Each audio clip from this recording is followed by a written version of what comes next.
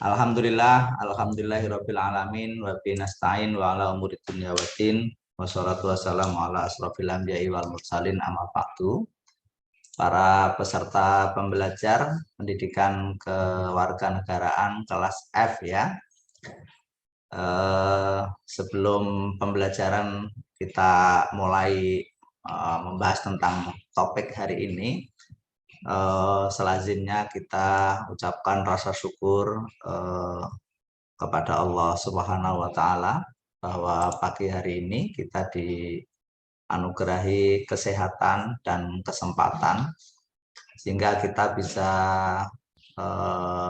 melakukan pembelajaran walaupun secara online.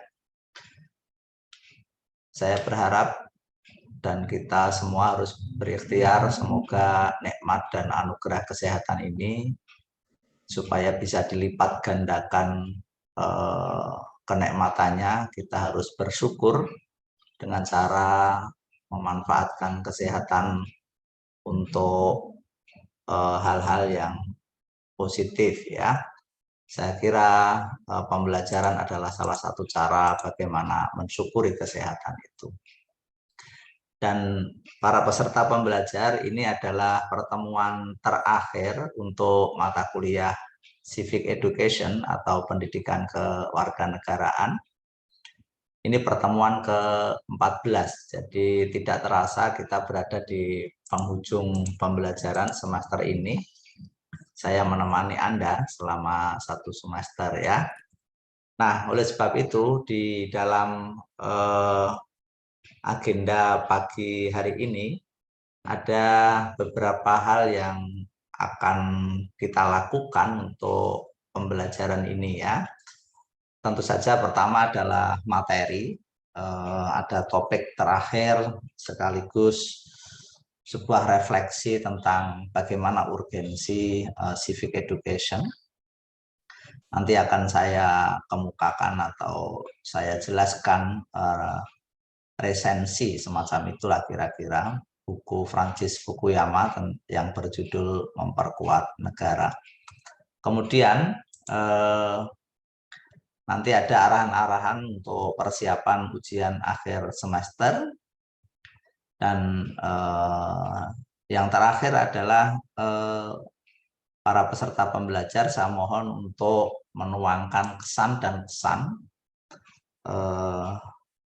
dari proses pembelajaran selama 1 semester untuk berkaca diri bagi saya pribadi untuk mengevaluasi supaya apa yang harus saya pertahankan dan apa yang harus saya tingkatkan dan apa pula yang harus saya perbaiki untuk semester ke depan. Maka saya mohon nanti peserta pembelajar untuk menyampaikan kesan dan pesan yang sudah saya unggah di bagian tugas kelas ya. Kemudian nanti juga mengisi link dari universitas untuk memberi penilaian terhadap proses pembelajaran pendidikan kewarganegaraan. Nah, itulah para peserta pembelajar agenda yang akan kita lakukan pada pagi hari ini. Nah, saya berharap para peserta pembelajar untuk standby, fokus, karena ini adalah pembelajaran terakhir ya. Saya mohon untuk peserta pembelajar untuk aktif syukur-syukur ya bisa terlibat dalam proses pembelajaran karena ada beberapa hal yang akan kita diskusikan di dalam pembelajaran ini. Para peserta pembelajar, saya men-share materi. Apakah sudah terlihat di layar monitor Anda? Belum, Pak. Sudah terlihat? Belum, Pak. Belum, Pak. Belum ya? Mohon ditunggu, saya akan share materi.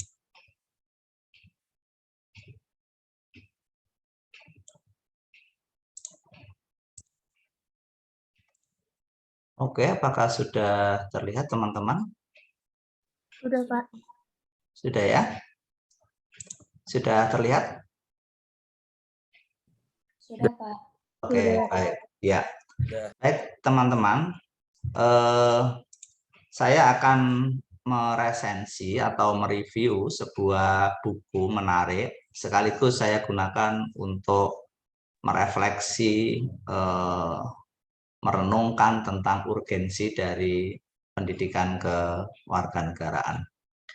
Ada sebuah buku karyanya Francis Fukuyama. Ini seorang pemikir politik dari Amerika ya, yang mengamati tentang bagaimana posisi negara di awal abad 21. Jadi ini buku diterbitkan tahun 2005, cukup lama memang, tetapi menarik untuk kita jadikan kajian karena buku ini merepresentasikan situasi yang mungkin hingga hari ini menjadi penjelas mengapa terjadi dinamika politik kontemporer sekarang ini. Walaupun buku ini juga ada beberapa catatan ya yang mungkin perlu dikembangkan seiring dengan perubahan situasi saat ini. Nah, saya mulai dari latar belakang tentang buku yang berjudul Memperkuat Negara ya, Tata Pemerintahan dan Tata Dunia Abad 21. Nah, latar belakang dari buku ini dilatari oleh munculnya 4 fenomena yang muncul di hampir semua negara di dunia di awal abad 21 itu. Satu adalah munculnya isu tentang terorisme. Saya kira ini sudah menjadi isu global, terlepas bahwa perdebatan tentang apa yang disebut dengan terorisme, siapa yang dituduh sebagai teroris, apakah ini sebuah fakta atau sebuah desain dengan teori-teori konspirasi. Terlepas dari itu semua, yang jelas terorisme muncul sebagai isu global di awal abad 21 ini. Mungkin untuk menepis perdebatan itu adalah kita langsung saja ke indikator dari terorisme ya. Saya kira jatuhnya korban jiwa, aksi-aksi kekerasan, kemudian konflik di beberapa negara yang hingga hari ini terus terjadi. Bahkan untuk konteks negara kita juga ada beberapa peristiwa teror dan kekerasan.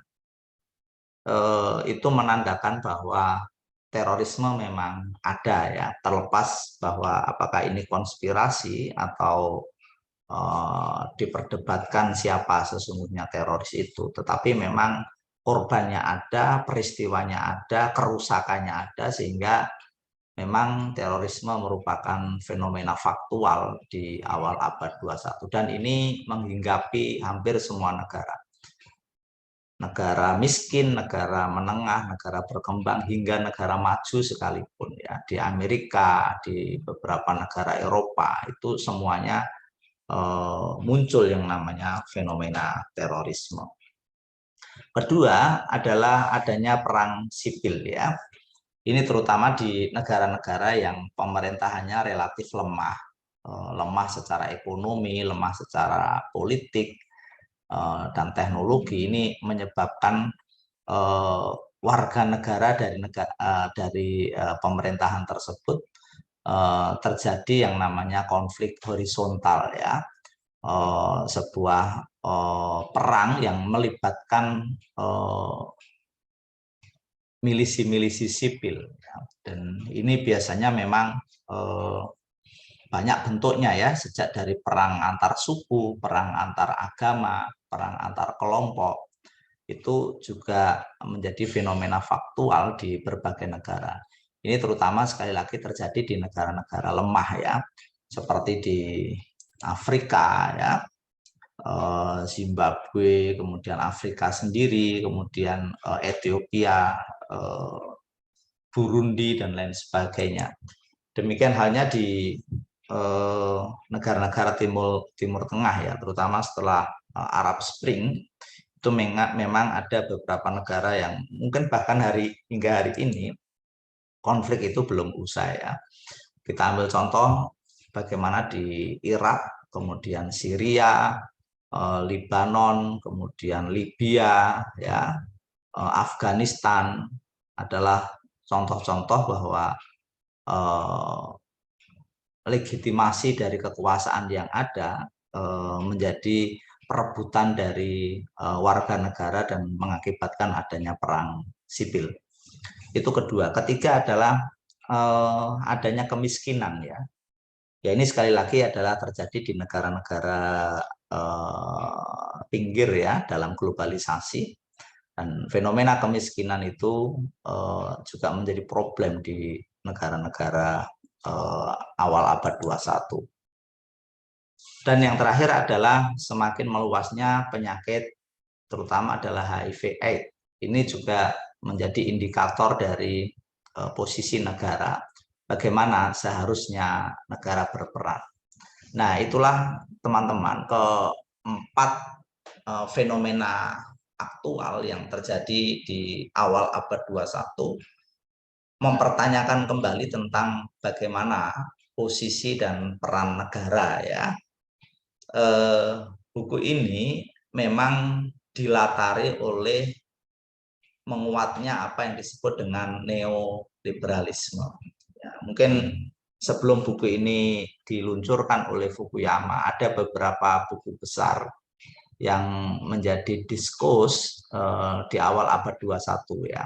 Seperti buku The Death of Ideology, The End of History ya. Buku-buku yang membahas tentang bahwa negara menjadi tidak perlu atau minimal negara itu harus menyurut perannya seiring dengan semakin menguatnya korporasi transnasional atau perusahaan-perusahaan besar berskala global yang itu mengambil alih bermula dari pasar, kemudian masuk ke dalam kehidupan warga. Disinilah kemudian negara menjadi dianggap tidak penting ya. Itulah karya-karya sebelum Fukuyama ini diterbitkan. Nah, tetapi karena ada fenomena-fenomena, 4 fenomena ini, kemudian Fukuyama menyatakan bahwa ternyata negara perlu diperkuat. Nah, ini yang melatar belakangi dari bukunya Francis Fukuyama. Nah, cuma persoalannya adalah bagaimana sih memperkuat negara itu.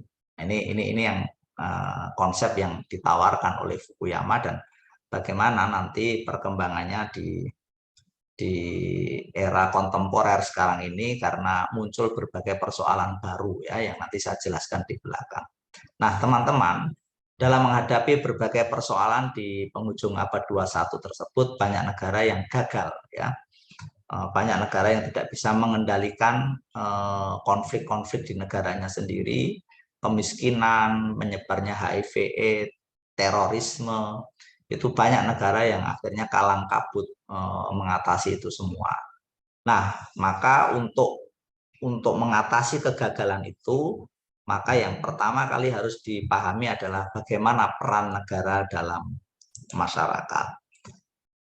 Nah, teman-teman bisa melihat skema di sini, sekedar untuk memberi prolog atau deskripsi tentang bagaimana peta perkembangan posisi negara. Jadi pada tahun 80-an itu muncul reaksi dari kaum liberal atas berbagai bentuk statisme dengan menyodorkan alternatif, yaitu yang berupa deregulasi, debirokratisasi, dan privatisasi. Maksudnya begini teman-teman, jadi dunia itu setelah Perang Dunia Kedua usai, maka dunia membangun kembali akibat dari hancur lebur setelah Perang Dunia Kedua. Nah, disitulah kemudian perkembangan pesat terjadi, apalagi ada fenomena baby boomer waktu itu, negara-negara sentral epicentrum ya, seperti negara-negara yang memenangkan Perang Dunia Kedua itu kemudian mendominasi arah peradaban modern ya dan globalisasi.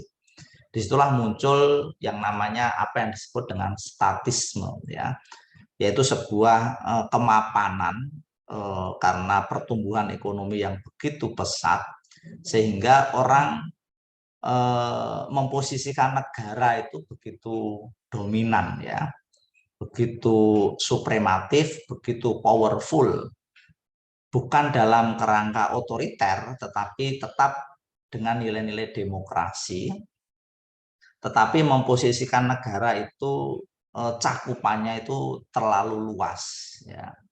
Nah,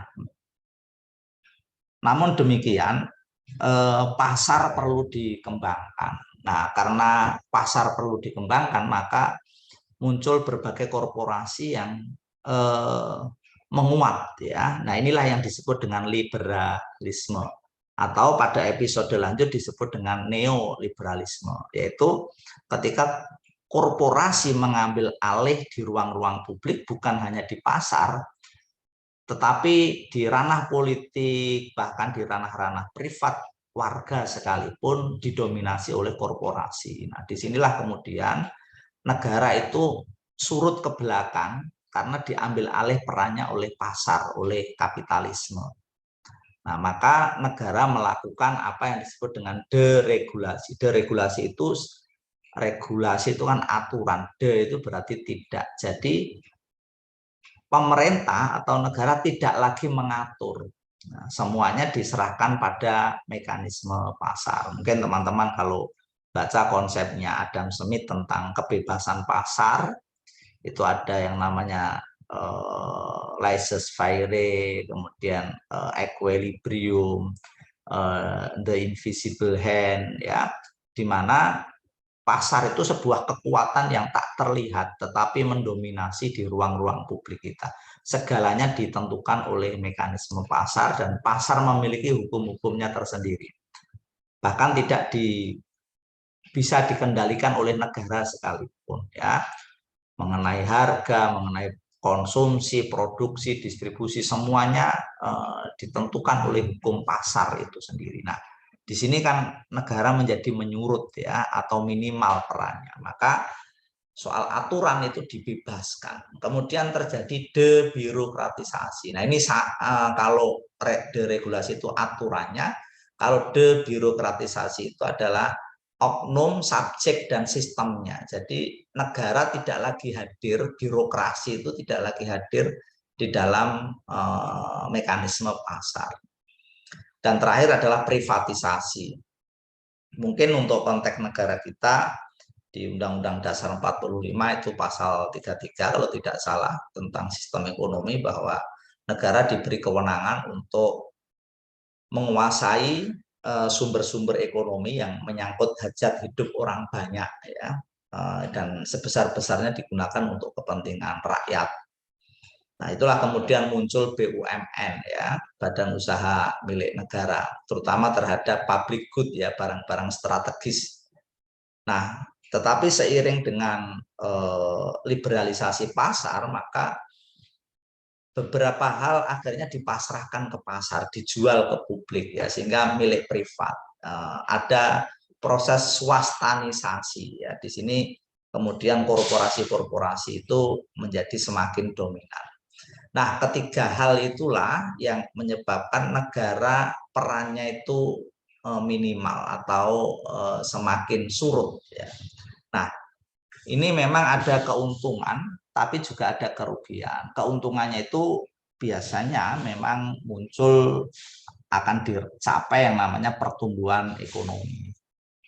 Sekedar penjelasan singkat saja, di dalam ekonomi itu skemanya dalam pembangunan itu ada dua. Ada yang negara berorientasi pada pertumbuhan, ada negara yang berorientasi pada pemerataan.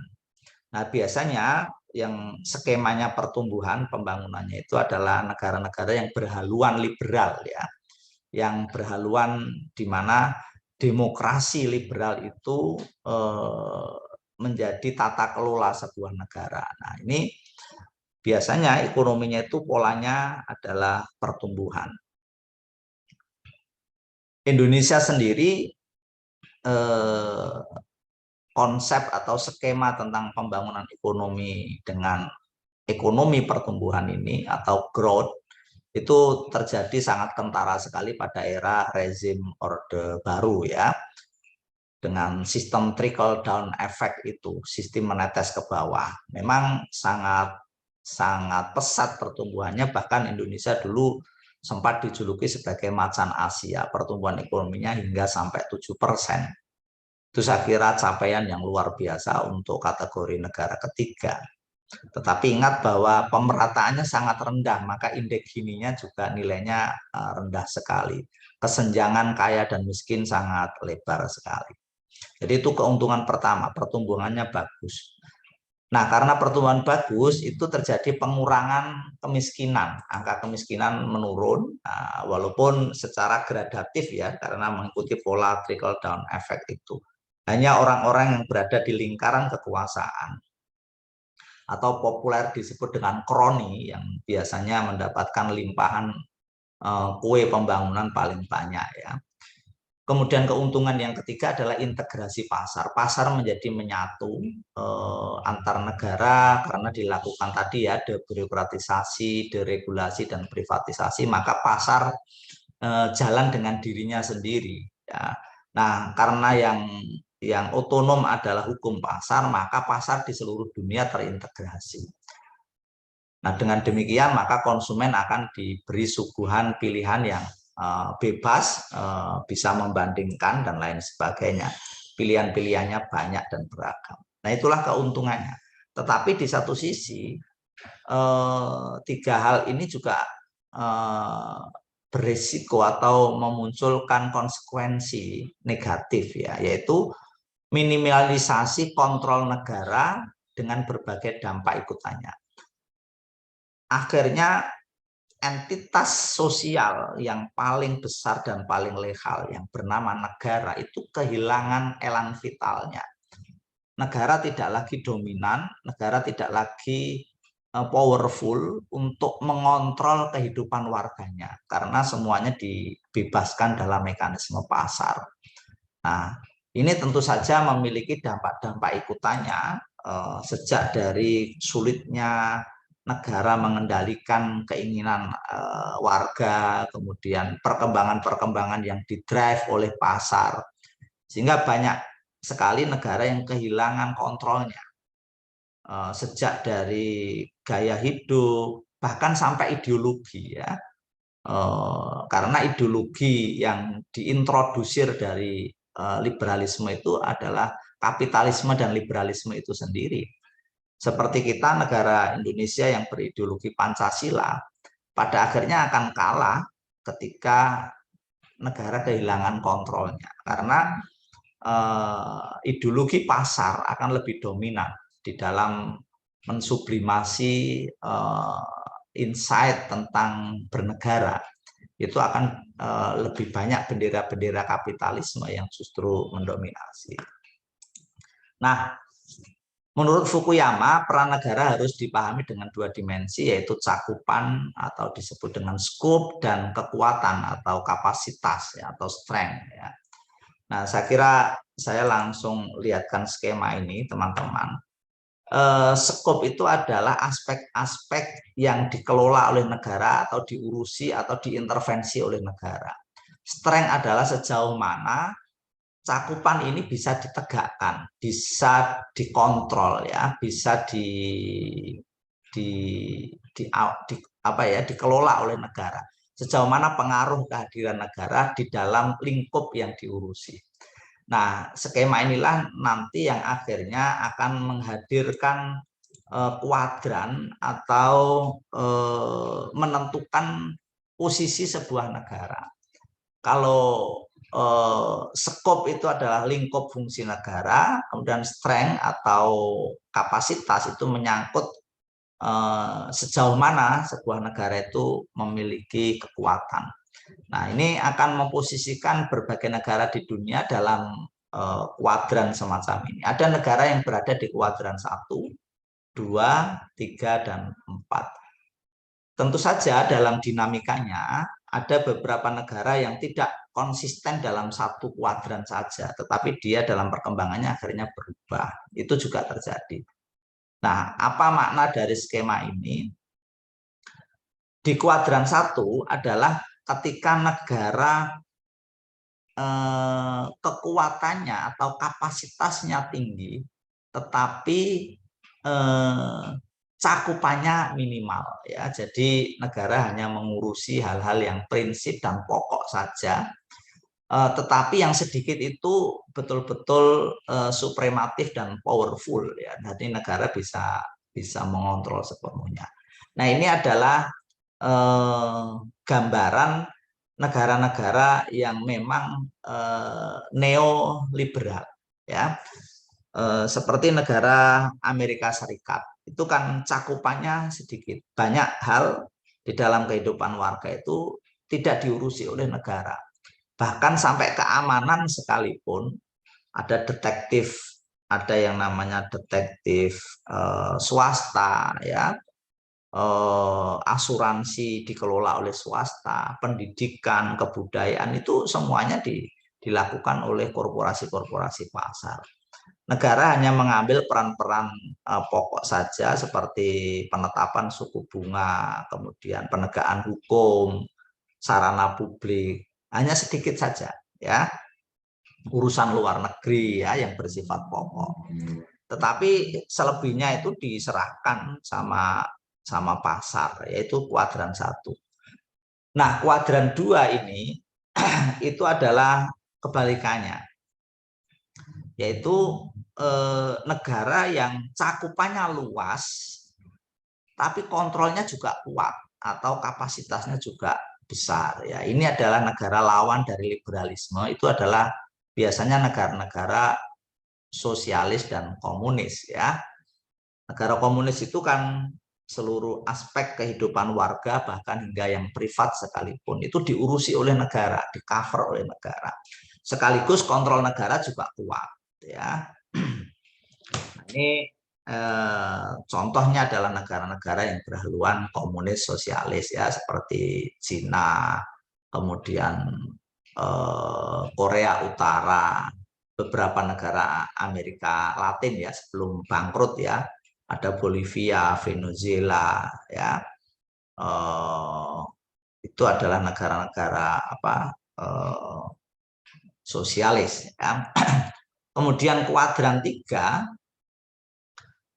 itu adalah negara-negara yang lemah, yang kemampuan negara mengurusi cakupannya itu minimal, tetapi kekuatannya juga rendah. Ya, ini negara-negara yang hampir gagal ya, negara-negara miskin itu kan pemerintahnya tidak mampu mengatur seluruh kehidupan warga, sekaligus kekuatannya, pengaruhnya juga kecil ya. Negara-negara di Afrika saya kira dan beberapa negara di Asia yang masih miskin itu biasanya di kuadran 3. Nah, kuadran 4 ini adalah tipe negara otoriter, biasanya negara yang mengurusi banyak hal tetapi kemampuannya rendah, tidak efektif ya. Jadi ini negara-negara yang di kuadran 4 ya. Nah, bagaimana Indonesia? Posisinya di mana? Indonesia mengalami dinamika ya. Dulu pernah kita itu di era otoritarianisme, katakanlah rezim Orde Baru, kita itu pernah berada di kuadran 2. Memang kita bukan negara sosialis komunis, tetapi waktu itu negara mengurusi banyak hal ya, sampai kehidupan privat sekalipun, jumlah anak, pilihan warna rumah, warna yang terbaik itu apa ya, olahraga, agama, pendidikan, semuanya diurusi oleh negara, tapi kontrol negara juga kuat. Nah, tapi setelah era Soeharto itu kita bergeser ke mirip-mirip ke kuadran 1, di mana negara itu menyurut beberapa hal diserahkan pada publik, pada pasar. Saya ambil contoh adalah media ya. Dulu kan media itu sepenuhnya di bawah kontrol pemerintah dengan departemen penerangannya itu. Sehingga media betul-betul dikooptasi oleh kekuasaan. Tapi setelah era reformasi maka media betul-betul diserahkan pada mekanisme pasar. Nah, itulah contohnya teman-teman ya. Nah, negara kuat ditandai dengan kemampuan untuk menjamin bahwa hukum dan kebijakan yang dilahirkan ditaati oleh masyarakatnya. Ya, sedangkan negara lemah kebalikan dari definisi di atas. Saya kira ini mudah saja. Nah, ini adalah cakupan negara kuat atau lemah meliputi fungsi negara minimal dan negara intervensionis. Tadi sudah saya jelaskan ya, kalau di kuadran 4 contohnya adalah negara yang cakupannya luas tetapi fungsi dan kapasitas negaranya rendah. Di kuadran 1 sebaliknya. Powerful, minimal, tetapi cakupannya ya terbatas, yaitu skema dari. Nah, secara teori teman-teman, secara konseptual tentang konsep kekuasaan negara itu ini ada beberapa tokoh yang menjadi rujukan bagaimana postur dan posisi negara dalam politik, ekonomi dan lain-lain ya. Kalau memposisikan negara sebagai sebuah kekuatan yang powerful itu biasanya merujuk pada konsep-konsep berpikirnya Machiavelli yang sangat populer dengan jargon menghalalkan segala cara untuk mempertahankan kekuasaan. Ada Hobbes, ada Hegel ya. Ini biasanya tokoh-tokoh pemikir yang memposisikan negara sebagai otoritas tertinggi dalam kehidupan warga. Sementara yang mengusung tentang kebebasan pasar, kebebasan individu ya, termasuk bahwa manusia itu punya otonomi menentukan baik buruk ya, tentang konsep moralitas, itu merujuk pada pemikiran Adam Smith, John Locke dan Immanuel Kant ya. Ini mengenalkan tokohnya saja. Nah, kebebasan dan kesejahteraan ekonomi tidak mungkin tercapai tanpa hadirnya negara, dan sebaliknya negara yang kuat tanpa menjamin kebebasan dan kesejahteraan warganya tidak akan mampu bertahan lama. Jadi konsep negara kuat oleh Fukuyama itu harus menyeimbangkan antara pertumbuhan ekonomi atau kesejahteraan dengan kemampuan negara mengelola atau mengontrol. Jadi itu harus diseimbangkan. Itulah yang disebut dengan negara kuat. Nah, tetapi teman-teman, apakah tesis dari Fukuyama itu relevan untuk saat ini? Nah, ini sedikit mengelaborasi, mencermati dari fenomena terkini ya. Nah, dalam perkembangannya, tata dunia sedang mengalami berbagai dinamika krusial seiring dengan munculnya fenomena baru berikut. Pertama adalah dampak pandemi COVID-19, perang Rusia-Ukraina, perang dagang Amerika-China, dan disrupsi akibat revolusi industri, baik pada 4.0 atau yang sekarang sudah memasuki 5.0. Nah, ini saya kira akan merubah peta dunia karena dampak fenomena baru tersebut mengakibatkan satu, banyak negara yang terancam menjadi negara gagal atau failed state atau negara bangkrut. Mungkin teman-teman bisa mengamati hari ini bagaimana Sri Lanka itu akhirnya berstatus sebagai negara bangkrut ya. Kemudian kedua, banyak negara mengalami krisis pangan dan energi. Ini terutama adalah dampak dari perang Rusia dan Ukraina yang banyak memotong alur distribusi terutama energi dan pangan. Ketiga adalah perubahan geopolitik dunia dan pergeseran epicentrum globalisasi dari Amerika dan Eropa ke negara-negara pengendali baru. Sebut saja seperti Cina, kemudian India, dan jangan lupa termasuk Indonesia. Itu sekarang menjadi pengendali baru di dalam peta dunia. Mengapa Indonesia bisa berperan semacam itu? Satu, karena deposit atau kepemilikan sumber daya alam yang dimiliki Indonesia dan itu menjadi sumber pasok dunia. Saya ambil contoh batu bara, kemudian CPO, kemudian yang terbaru adalah nikel. Ya. Indonesia di ketiga komoditas itu adalah sumber dominan negara, sehingga kalau Indonesia menghentikan ekspor itu dunia kalang kabut ya. Sebagaimana di Eropa sekarang sedang krisis energi karena 40% gas itu dipasok oleh Rusia. Kemudian karena perang Rusia-Ukraina ini, Eropa juga mengalami krisis pangan karena gandum terbesar di dunia, maka Ukraina dijuluki dengan keranjang roti dunia karena gandum terbesar di dunia itu kebunnya ada di Ukraina. Nah, Indonesia memegang peran di situ. Nah, fenomena ini menandakan bahwa muncul variabel baru untuk merumuskan negara kuat itu seperti apa. Tidak sesederhana yang dikemukakan oleh tesisnya Fukuyama tadi yang dilatar belakangi oleh terorisme, kemiskinan, ya, perang sipil dan apa namanya HIV/AIDS. Nah, variabel-variabel baru ke depan yang menentukan negara itu kuat atau tidak adalah satu, variabel kesehatan ya menjadi prioritas dalam kebijakan pembangunan semua negara. Sekarang setelah pandemi ini standar kesehatan menjadi variabel untuk menentukan relasi antar negara di dunia.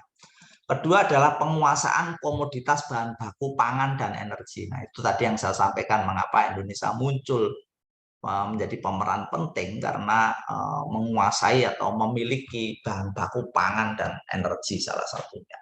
Ketiga adalah penguasaan teknologi informasi ya berbasis IT. Ini saya kira revolusi industri sekarang ini masuk pada fase di mana teknologi itu menjadi variabel yang begitu kuat di dalam menentukan kedaulatan sebuah negara.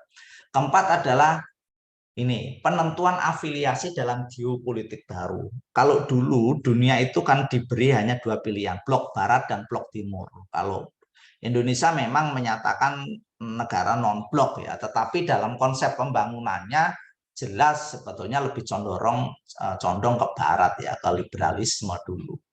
Nah, dulu peta dunia itu sesimpel itu, ada barat, ada timur, ada liberalisme, kapitalisme, ada sosialisme, komunisme. Nah, sekarang ini setelah perang dagang peta dunia menjadi berubah ya. Tidak lagi blok barat dan blok timur, tetapi lebih bersifat beragam ya. Kita ini mau pro Rusia atau pro Ukraina, kita ini pro Cina atau pro Amerika, itu sekarang menjadi pilihan-pilihan baru dan itu akan menentukan nasib bangsa ini ke depan mana yang akan lebih menguntungkan. Itu jangan sampai salah pilih. Dan yang terakhir tetap ini variabel yang juga tetap dirujuk dari pemikiran Fukuyama, ya tetap saja kualitas demokrasi dalam sistem politik sebuah negara itu juga menentukan apakah sebuah negara akan kuat atau tidak. Kalau demokrasinya hanya prosedural, hanya administratif, sementara realitanya adalah oligarki, dinasti, dan lain sebagainya, politik uang, nah itu nanti ya negara itu tidak kuat. Nah, itulah para peserta pembelajar dari materi hari ini yang bisa saya sampaikan.